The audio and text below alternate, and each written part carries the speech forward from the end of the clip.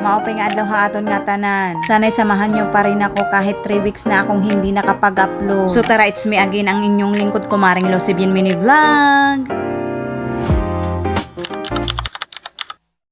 It's time to be back. Char. Akala mo naman may nakamiss sa kanya. Uy, sana naman mayroon. 3 weeks nga wala akong upload kaya magpapakilala muli ang kumari ninyo na nakatira somewhere in Samar. At ako si Kumaring Lucy na mayroong uniko iho. At ayun lang, salamat. Anyways, kumusta po kayo mga mari at pari ko? Sana ay lagi po tayong safe araw-araw at maayos lagi ang ating kalusugan. Yung bang walang dinaramdam na sakit sa katawan. Alam naman natin sa panahon ngayon ang hirap talaga magkasakit. So lagi po tayo mag-iingat at alagaan ang ating kalusugan. Ay sus, nagsalita ang magaling. Isang magandang umaga na sisimulan ko sa pagdidilig ng mga pananim for today's video. Dahil busy na nga sa umagang ito si mother sa ibang gawain, so ako na muna ang magdidilig ng kanyang mga pananim. 4:45 AM nga sa mga oras na ito habang ako'y nagdidilig. Kaya palabas pa lang si Haring Araw at goods naman para sa akin dahil matatapos ako sa pagdidilig ng hindi sobrang init. Marami kasi akong didiligan ng mga pananim kaya umagang umaga pa lang wala pa si Haring Araw ay nagsimula na ako magdilig. Dahil 7 AM pa lang masakit na talaga ito sa balat si Haring Araw. At hindi na rin kinakaya ng ating katawan. Matanda na yarn. Talaga naman mga mari, lalo na kapag nakababad ka sa initan ay makakaramdam ka talaga ng pagkahilo at tatagaktak talaga ang pawis mo dyan. Lalo na nagbubuhat pa yan siya ng timba na may lamang tubig papunta sa mga plat para diligan ang mga pananim. Sana na lang talaga no, nadidiligan. Huy, wag ganun. Buti na lang talaga kahit papaano nadidiligan pa rin namin ang mga pananim kahit sobrang mahirap na ang tubig dito sa amin. Kahit nga nadidiligan sila sa umaga, pagdating ng tanghali nalalanta talaga sila dahil sa sobrang init. O siya mga mari, dahil binabahayan na ulit ng mga gagamba ang aming kwarto, mag-general cleaning na rin yan siya. At ang kakapal na nga rin ng kanilang mga mukha. Uy,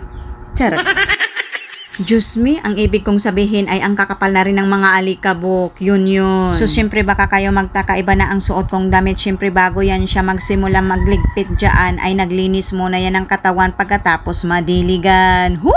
Ops, hindi ganon. Nagdilig lang naman ako ng mga pananim ni mother. Hoy kayo ha, huwag yung lumilipad agad ang inyong mga isipan kung saan. Para syempre bago magsimula ulit sa isa namang gawaing bahay ay presko nga ang aking pakiramdam. Tinatamad nga yan siya dyan dahil ang init nga ng panahon, yung bang isang galaw mo lang ay pagpapawisan ka na agad. Pero wala no choice dahil sobrang alikabok na ang buong kwarto. Kaya huwag kang tamarin dahil dyan ka natutulog. Sabi pa nga, libong mo, linis mo. So kwarto mo, linis mo, ganon. Kaya bawal yan siyang tamarin. Kahit sobrang init, tuloy ang general cleaning. For the good. Nakakapagtaka lang talaga itong mga alikabok. Hindi naman ako nag-open ng bintana, nakakapasok pa rin. At dumadami pa. Nanganganak yarn. May mattress yarn. Huy, hindi ganon.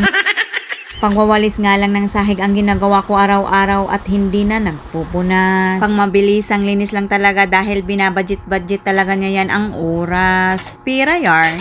Ganoon talaga, hinahati-hati ko talaga ang oras. Kaya pagwawalis araw-araw lang ang nagagawa ko dito sa kwarto namin ng anak ko. Dahil maglilinis pa yan siya sa sala, pagkatapos kung wala pang sinaing ay magsasaing pa yan. Pagkatapos ay maghuhugas ng mga pinagkainan. Hindi rin naman agad-agad matatapos ang paghuhugas dahil mayroon pa yung mga patalastas. Charot lang. Kapag kasi may bumili, edi mahihinto. So ilang minuto at ilang segundo ay mahihinto talaga. Hindi naman sa nagrereklamo ha, dahil sa may bumibili, thankful pa nga ako niyan kapag maraming bumibili dahil may binta, diba? Pero ayun nga, hindi agad matatapos ang isang gawain kapag may nang iistorbo. Hoy, hindi ganon. Syempre thankful yan siya dahil may blessing nga. Maging kalmado na lang habang may ginagawang gawaing bahay na hindi matapos-tapos. Kahit gaano mang katagal o ilang oras ang ginugugol mo sa ginagawa mo, ang importante ay may hangganan. Matatapos naman mabagal lang. O siya mga mari, kung hanggang dito ay nandyan ka pa rin nanonood, damong salamat. Marami naman akong ginagawa araw-araw mga mari, hindi ko lang binibidyuhan. Kaya ang ending hindi talaga ako palagi nakakapag-upload. Iba ka rin kasi magsawa na kayo na puro na lang linis. Yun lang naman ang ginagawa ko araw-araw dito sa bahay. Dahil minsan lang yan siya mag-makeover o mag-DIY dahil kailangan ng budget. That's all for my ganap today. God bless sa iyong tanan. Hinay kita permida. Mga salamat!